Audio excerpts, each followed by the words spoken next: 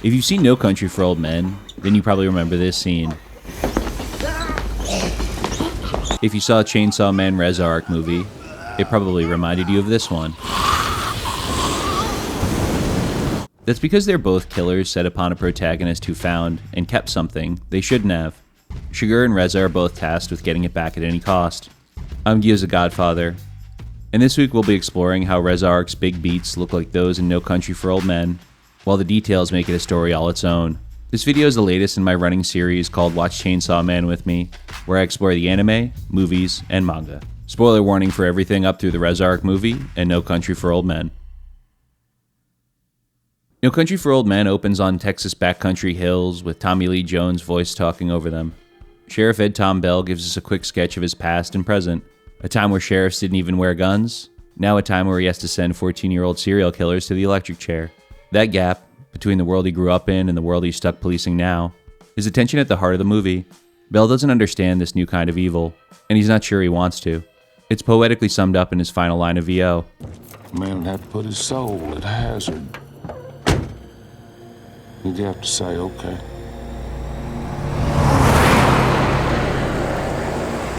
I'll be part of this world. Llewellyn Moss, the other protagonist in No Country, does that when he takes the briefcase of cartel money for himself. Denji does that too when he adopts Pochita as a kid, and later becomes Chainsaw Man. Whether they knew it or not, both of them put their souls at hazard. There's no going back, only trying to survive the killers who come to reclaim what they kept. Let's start with the two stranglings. Anton at the station, and Reze on the rooftop. We meet Chigurh in handcuffs. He's let himself get arrested. The local cop is on the phone, casually explaining this weird device they took off him. A tank that looks like it's for emphysema, a hose that was up his sleeve, and some kind of gun attached to it. Between that tank, haircut, and stare, we know this guy's different. Last week I talked about Reze's introduction in the phone booth, and how her laughter formed the basis of their relationship. This week, it's her introduction as a killer. She's confronted by the same basic thing as Chigurh, someone interfering with her mission. In No Country, Chigurh kills a lawman. Reze kills a mercenary, the classic anime serial killer type. But the setup's a little different. Chigurh initiates the violence. Reze's defending herself. The Coen brothers use this scene to show what they've just told us, putting Chigurh's cattle punch to our head, threatening to pull the trigger if we look away.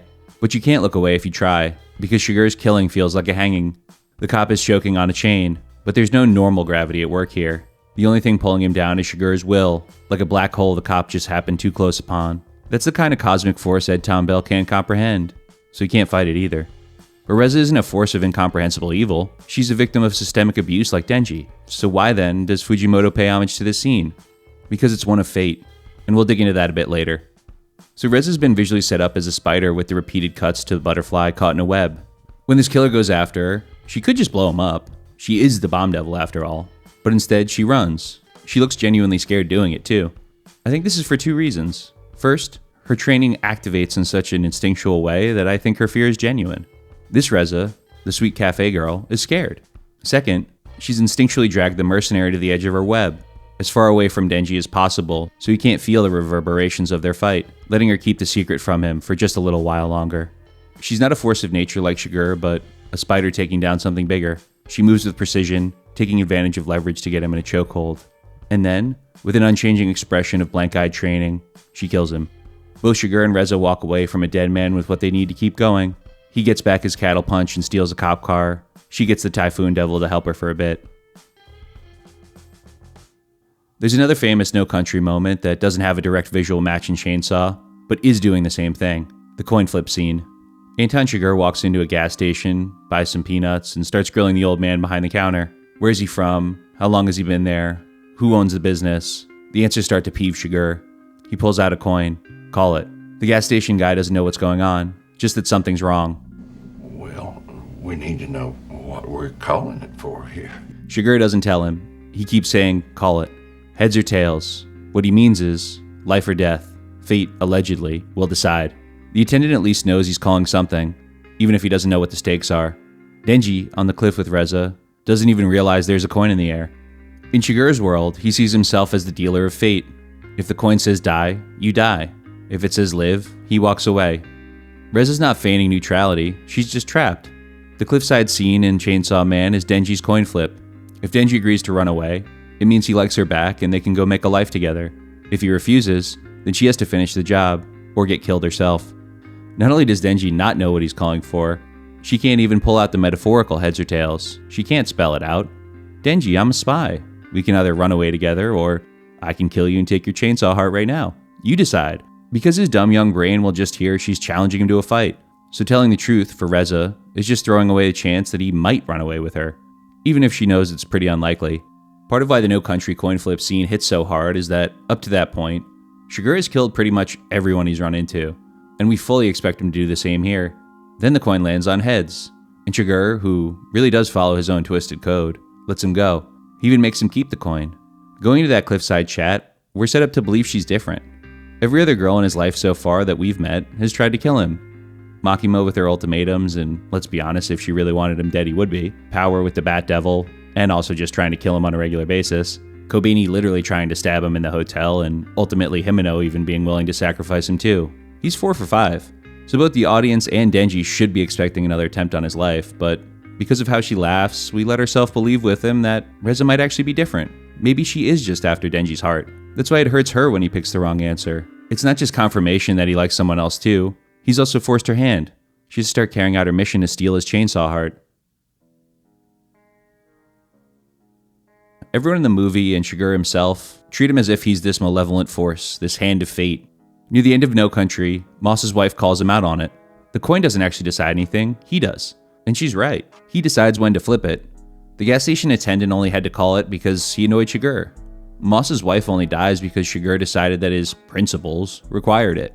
And it's funny because shortly thereafter, when he's driving and gets T-boned by another car out of the blue, now he's the victim of fate. It's hilarious.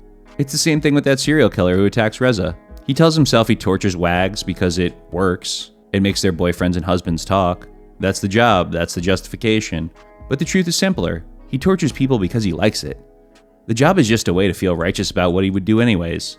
Reze, on the other hand, she's actually bound by fate, and she never hides behind it. She didn't choose to be here. She was raised as a Russian asset, experimented on, turned into a living bomb. If Kishibe's assessment is right, she might be the only survivor of that whole program that abducted kids to turn them into massacre machines. When she gives Denji his metaphorical coin flip, it's not because she's irritated with him and wants an excuse to kill him. She had to. She had no other choice. So when her eye twitches in the rain and she strangles that guy on the roof, the universe has brought her to a place where she's become such a trained killer that instincts take over. That's when we hear the sound design change and Reze screaming. The cuts and the movement start to feel unnatural. She's in an altered state. Her body is behaving outside her control. Fujimoto's using this to say, hey look, the American guy pontificates over the nature of the world as if he's somehow outside it all, and therefore is outside our judgment or understanding. That's bullshit. Here's the real way that someone like that actually works. It's when they're a victim of their circumstance and can't otherwise behave differently. Even if you can't find her worthy of forgiveness, she's at least understandable as a tragic figure.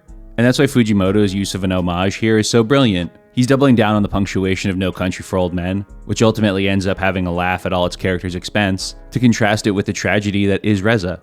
If you've seen No Country in the end, so is Ed Tom. He has a conversation with his brother who points out, hey man, none of this violence is new. Our uncle got killed by a gang of Comanches. They shot him in front of his wife and let him bleed out. This is just the violence that's always been going on in the world. What you got ain't nothing new. Ed Tom just being a sentimental old man. And Moss, who we haven't really touched on, ultimately ends up suffering the fate that Denji would if we weren't in a world with devils and magic. These similar moments, the stranglings, the call it, the man who found something he shouldn't have, end up meaning very different things, in part because of how the stories treat fate. And Fujimoto uses an homage to help accentuate that, which again is part of his endless brilliance. We see Chigurh dress his own appetite up for violence as something more than that, while Reze hides her violent instincts to try to outrun them, but they both end up violently choking people to death and trying to kill Moss and Denji, which I think does come back to McCarthy's point in No Country and all his work. But still, we mourn Reze as the tragic character she is, while we hope Chigurh bleeds out in a ditch somewhere off screen. If you're still watching, that rules. Thank you. If you like this, then stay tuned for the next installment of Watch Chainsaw Man with me, and check out the others if you haven't yet.